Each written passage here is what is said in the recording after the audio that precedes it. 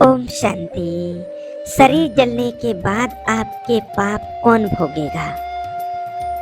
देखिए, जब पाप और पुण्य शरीर करता है तो शरीर जलने के बाद पाप कौन भोगेगा और किसे मिलेगा पुण्य? आज दुनिया में बहुत लोग ऐसा कहते हैं कि जब शरीर जल जाता है तो शरीर के द्वारा किया गया पाप और पुण्य भी तो नष्ट हो जाता होगा। तो देखिए, वास्तव में होता क्या है, पहले इस बात को समझना है कि पाप और पुण्य करता कौन है और पाप और पुण्य रहता किसके साथ है। इस बात को आज थोड़ा अच्छे से समझना है। पाप और पुण्य जो होता है वो आत्मा करती है शरीर के द्वारा। आत्मा में ही संकल्प आता है। मन और बुद्धि जो होता है वो आत्मा के साथ होता है और आत्मा ही कर्म लेकर के जाती है। शरीर तो हमारा यहीं पर जल जाता है, नष्ट हो जाता है किसी न किसी प्रकार से।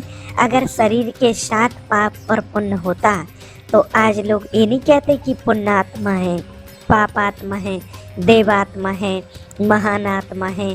लोग क्या कहते हैं? यही कहते हैं ना कि बहुत पुण्यात्मा है।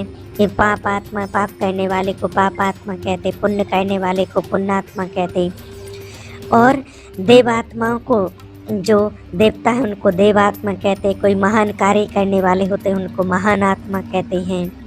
ये नहीं कहते कि पाप शरीर है, ये पुण्य शरीर है, नहीं, ये नहीं कहा जाता।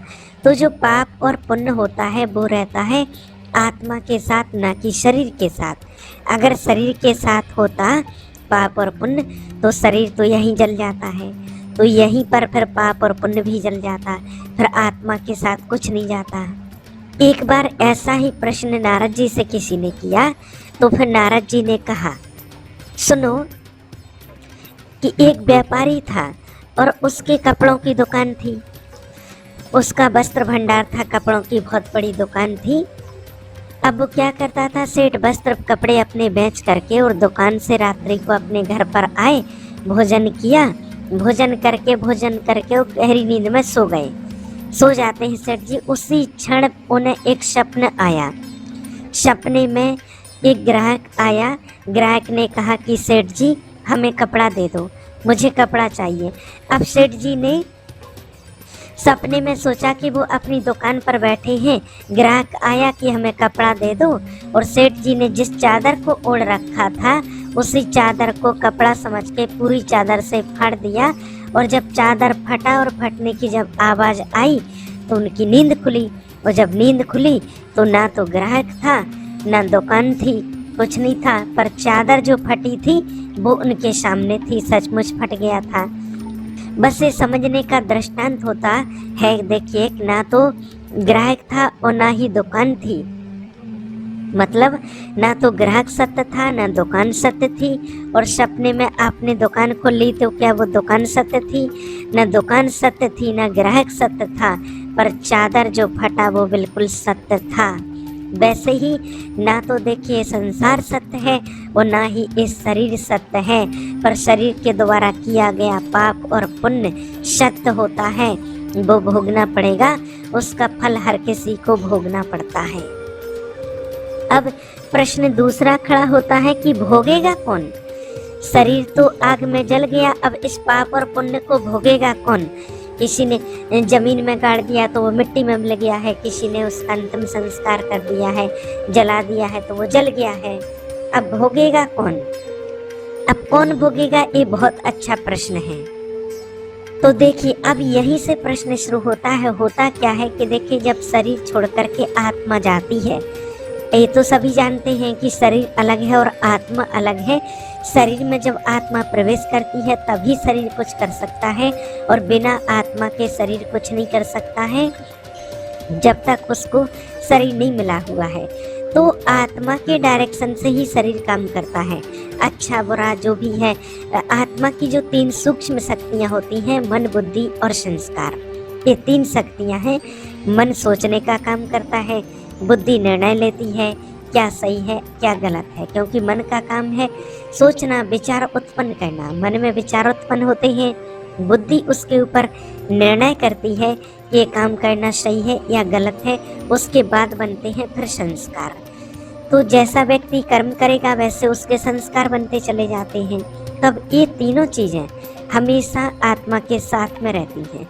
अब जैसा आत्मा कर्म करवाएगी शरीर के द्वारा वैसा उसका कर्म बनेगा, पुण्य कर्म, पाप कर्म।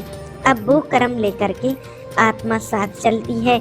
यहाँ आत्मा ने कर्म किया, वो कर्म आत्मा के साथ में है। अब अगली जगह जो शरीर दूसरा मिलेगा तो उसके द्वारा भी इस आत्मा को कष्ट भोगना पड़ता है। कभी कभी तो इस जन्म में किया तो इस जन्म का इसी जन्म में मिल जाता है, लेकिन अगर जो कर्म कुछ ऐसे होते हैं कि जिनका फल आत्मा को यहाँ नहीं मिला है तो उन कर्मों का फल आत्मा को फिर अगला जो जन्म मिलेगा उस जन्म में उस शरीर के द्वारा वो कष्ट भोगना पड़ता है। क्योंकि जो कष्ट होता है, दुख और सुख की फीलिंग आती है, वो भी आत्मा को ही आती है, क्योंकि आत्मा ने ही कर्म किया है तो आत्मा को ही इसकी फीलिंग आती है और आत्मा को ही उसका कष्ट भोगना पड़ता है।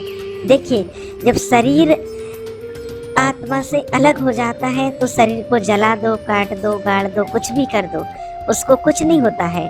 सुख और दुख की जो फीलिंग आती है वो आत्मा को होती है। इस बात को आप समझना अच्छे से। इसलिए आत्मा ही पाप और पुण्य कराती है और आत्मा ही को ही सुख और दुख भोगना पड़ता है, उसको ही फीलिंग आती है सुख और दुख की। जब आत्मा शरीर में होती है तो अगर शरीर को जरा सी चोट लग जाए, जरा सा आप आगे को पकड़ लो, आप गर्म कोई चीज़ को पकड़ लो, छू लो जरा सा तो जल जाता है, दर्द होता है, तुरंत महसूस होता मुझे दर्द हुआ। और वैसे जब आत्मा निकल जाती है तो पूरे शरीर को जला दिया जाता है तो कुछ भी नहीं होता है, फिर शरीर को उसको पता ही नहीं चलता है। तो जो सुख दुख की फीलिंग है वो आत्मा में आती है, आत्मा ही कर्म कराती है, इसलिए आत्मा ही कर्म लेकर के जाती है और फिर आत्मा को ही पुण्य और पाप का फल भोगना पड़ता है, ना कि शरीर को। क्योंकि शरीर को दुख और सुख की भाषा नहीं आती है, आत्मा को आती है, वो भी जब शरीर के अंदर होती है तब आत्मा को सुख दुख की फीलिंग आती है। और वो आत्मा सुख और दुख भोगती तभी है जब वो किसी शरीर में होती है। अगर उसको शरीर नहीं मिला है तो वो सुख और दुख की फीलिंग नहीं कर सकती है, ना उसको एहसास होता है। इसलिए इस बात को भी आपको अच्छे से समझना है। अब दूसरी चीज़, आत्मा ही सत्य होती है। शरीर तो हमारा सत्य होता है, शरीर का कोई भरोसा नहीं है कि कब छूट जाए, कब उसकी मृत्यु हो जाए, क्या हो जाए। आत्मा ही सत्य होती है, आत्मा ही शाश्वत होती है और उसी को भूल जाते हैं। उसी के ऊपर पाप और पुण्य का हिसाब किताब रहता है, कौन सी पुण्यात्मा है, कौन सी पाप आत्मा है, ये सब आत्मा के कर्मों के हिसाब से होता है और आत्मा ही वो कर्म लेकर के जाती है। जाती कैसे है वो भी आपको बताते हैं। देखिए, जब कोई व्यक्ति होता है, अगर कोई व्यक्ति जिंदा है, उसको तैरना नहीं आता है पानी में, वो तालाब, नदी, कुआं कहीं पर भी जाएगा तो जब वो जिंदा होता है तो व्यक्ति डूब जाता है उस पानी में, और जब उसकी मृत्यु हो जाती है तो उसी पानी के ऊपर आ जाता है। और मृत्यु होने के बाद व्यक्ति का 1, 2, 5 किलो वजन बढ़ जाता है, उसके अंदर पानी भर जाता है। आपने देखा होगा कि जब व्यक्ति की मृत्यु होती है तो पानी में, तो पानी की बॉडी ऊपर आ जाती है, उसके पेट में पानी भरा होता है, किसी के अंदर 1 लीटर, 2 लीटर, 3 लीटर पानी भर जाता है। यानी कि व्यक्ति जब 50 किलो का था, जब वो जिंदा था तो डूब रहा था, और 51, 52, 53 किलो का हो गया है तो वो पानी के ऊपर आ गया। ऐसा आखिर उसके साथ क्या था और क्या चला गया जिसके कारण से पानी के ऊपर आ गया व्यक्ति और वजन बढ़ते हुए भी। तो ये तो बिल्कुल प्रैक्टिकल चीज़ आप सभी ने भी देखी होगी। तो देखिए, होता क्या है कि जब व्यक्ति जिंदा होता है तो उसके साथ, शरीर के साथ आत्मा होती है, और जैसे ही आत्मा निकल जाती है तो आत्मा के ऊपर रहता है कर्मों का भार, पाप और पुण्य। जैसे ही शरीर को आत्मा छोड़ती है, शरीर छोड़ करके आत्मा जाती है तो वो अपने साथ में आत्मा कर्मों का भार लेकर के जाती है।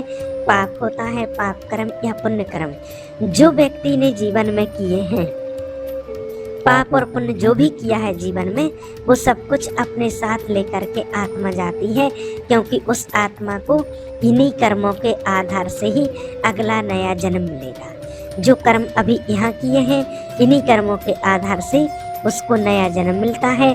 और फिर जब नया जन्म होगा तो यहाँ के पाप और पुण्य साथ में होंगे और उसको वो उस कर्मों की सजा भोगनी पड़ेगी।